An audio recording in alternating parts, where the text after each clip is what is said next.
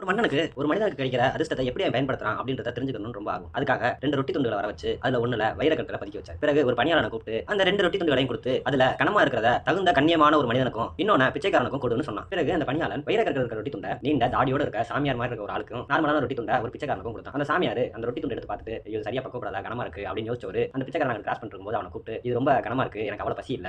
உன்கிட்ட இருக்கிறத எனக்கு குடு அப்படின்னு சொல்லி கேட்கிறாரு. கேட்ட உடனே அந்த பிச்சைக்காரன் என்ன பண்ணிட்டான், இந்தாங்க சாமின்னு சொல்லி குடுத்து 2 பேரும் மாத்திக்கிட்டாங்க. மாத்திக்கிட்டதுக்கு அப்புறம் இவங்க 2 பேரையும் ஃபாலோ பண்ண சொல்லி மன்னன் சொல்றாரு. உடனே பணியாளன் அவங்க 2 பேரையும் ஃபாலோ பண்ணி போறான். மன்னன்ட்ட திரும்பின பணியாளன் மன்னன்ட்ட சாமியார் வந்து வீட்டுக்கு போனதும் அவனோட தாடியெல்லாம் கழட்டி வச்சுட்டு அந்த ரொட்டி துண்ட சாப்பிட்டுட்டு திருப்பி சாமியார் வேஷத்த போட்டுக்கிட்டு அவரோட வேலைக்கு கிளம்பிட்டாரு. ஆனா பிச்சைக்காரன் வீட்டுக்கு போய் அவனோட மனைவியோட அந்த ரொட்டி துண்ட சாப்பிட ஆரம்பிக்கும்போது அதுல இருக்க வைரக்கற்கள பார்த்து அத நம்மளே வச்சுக்கலாம்னு நினைச்சாங்க. பட் ஆனா கொஞ்ச நேரத்திலேயே இல்ல இதுக்குள்ள வைரக்கல் இருக்கிறது வந்து அந்த பணியாளனுக்கு தெரியுமான்னு தெரியல.